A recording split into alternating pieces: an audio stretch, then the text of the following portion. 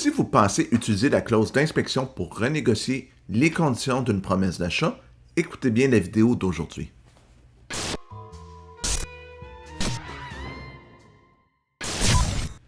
Donc, je vois beaucoup dans les médias, sur les réseaux sociaux, des gens qui disent « Hey, je fais une inspection, je vais renégocier le prix de mon offre d'achat par la suite. » Parce que quand je parle de conditions, c'est surtout le prix, mais ça pourrait aussi être des réparations. Mais les gens font pas attention. Puis tu sais, j'ai fait une capsule sur les pires conseils d'écouter le beau-frère, mais là, je vois beaucoup de gens qui écoutent le beau-frère. Donc, je veux remettre un petit peu d'ordre là-dedans. Donc, une clause d'inspection en bâtiment, première chose, ce n'est pas pour renégocier le prix, c'est pour connaître l'état de l'immeuble. S'il y a des facteurs graves, vous pouvez vous retirer, mais s'il n'y a rien de grave, vous ne pouvez pas vous retirer. Et là, c'est quoi la définition grave? Ils vont me dire, ouais, mais moi, ce qui est grave pour moi est peut-être pas grave est grave pour moi et peut-être pas grave pour l'autre, vice-versa. Mais la chose la plus importante à faire quand vous faites une offre d'achat, c'est de bien vous renseigner, de bien être conseillé. Je vais donner un exemple. Vous achetez une maison des années 70 qui a du filage aluminium qui est écrit dans la déclaration du vendeur.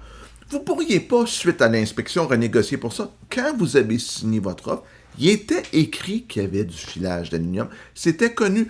Il était écrit dans la déclaration du vendeur que le toit avait 20 ans. On ne peut pas dire, ben, le toit est fini suite à l'inspection, j'aimerais ça le renégocier.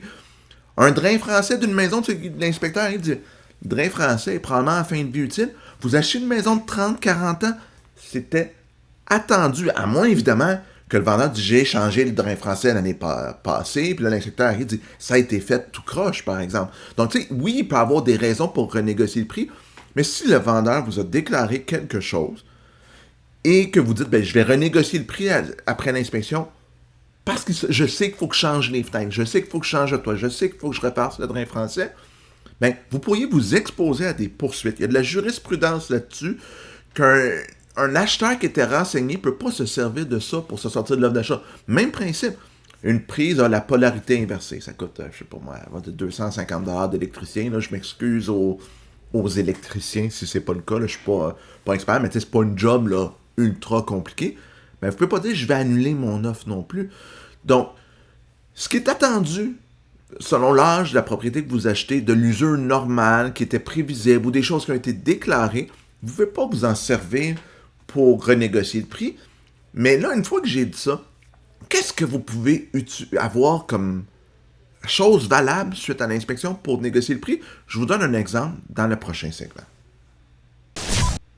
Il y a quelques années, j'ai un client qui avait fait une promesse d'achat sur une maison, là, je ne me rappelle pas l'année, mais je vais dire à peu près début des années 2000, là, je pense que c'était 2007, là, mettons entre 2000 et 2010. Là, le plancher était croche. C'était bizarre un peu au deuxième étage, pas au premier étage, juste au deuxième étage. Je ne comprenais pas trop pourquoi. Tu sais, l'inspecteur nous a dit, je considère que c'est anormal. Donc là, nous, on a dit, bon, on va faire une inspection plus poussée. On a fait venir un ingénieur. On s'est rendu compte qu'il y avait un problème structurel, que la structure du toit était mal soutenue, ça avait fait une pression, ça avait fait pencher le plancher au milieu. Puis là, je vais dire 1,5 pouce, quelque chose comme ça, 1 pouce. C'était assez pour que ça soit perceptible. Quand on regardait le bas des portes, on voyait ça commençait droit, puis là, ça descendait, puis là, il y avait un gros jour. Donc, c'était vraiment pas normal. Donc là, l'inspecteur est venu, nous a fait un rapport, a soumis une soumission, on a fait des soumissions, puis ça coûtait, je vais dire, 20-25 000$ sur une maison de 750-800 000. Mais c'était structurel, c'était majeur. On a renégocié le prix pour ça. C'était pas attendu dans une maison de ces années-là que le plancher soit pas droit, qu'il peut y avoir quelque chose. J'aurais acheté une maison de 1900 avec un plancher croche, m'excuse, il y a une normalité là-dedans. Tu sais, vous avez déjà vu les vieilles maisons, ça penche un peu comme ça, c'est pas structurel, c'est juste le bois, comment c'était fait, ça en tout cas, toutes sortes de raisons pour lesquelles ça peut arriver. Mais dans ce cas-ci, c'était anormal. On a pu renégocier le prix. Si le vendeur n'aurait pas voulu, on se serait retiré. Le vendeur a accepté, il fallait rajouter du soutien, faire un beam doublé, rajouter une colonne, puis ça ne dérangeait pas mes clients, c'était correct la solution, ça faisait son bonheur. Ça, c'est un exemple valable. Comme je disais tantôt, à l'inverse, la même maison, le toit était fini. Tu peux pas renégocier. Puis il y en a qui le font, puis il y a des vendeurs qui acceptent. Mais si un vendeur décide de cette année, il pourrait poursuivre l'acheteur pour désistement illégal, puis s'il vend sa propriété moins chère, potentiellement aller récupérer l'argent.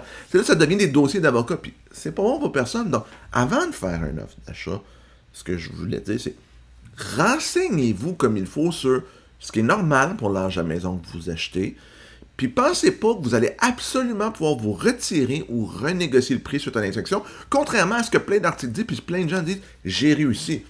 Si un vendeur a peur, il va peut-être l'accepter, mais légalement, il n'est pas nécessairement obligé de le faire.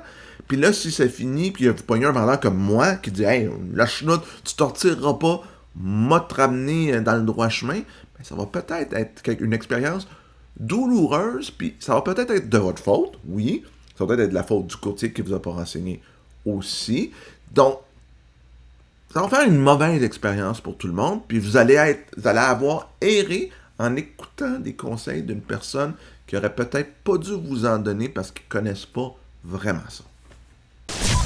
J'espère que vous avez aimé la capsule. Si c'est le cas, faites un pouce en l'air, ce serait super apprécié. Abonnez-vous à la chaîne. On va continuer à mettre du contenu immobilier régulièrement. Puis on se revoit la prochaine fois pour une autre capsule. À bientôt tout le monde!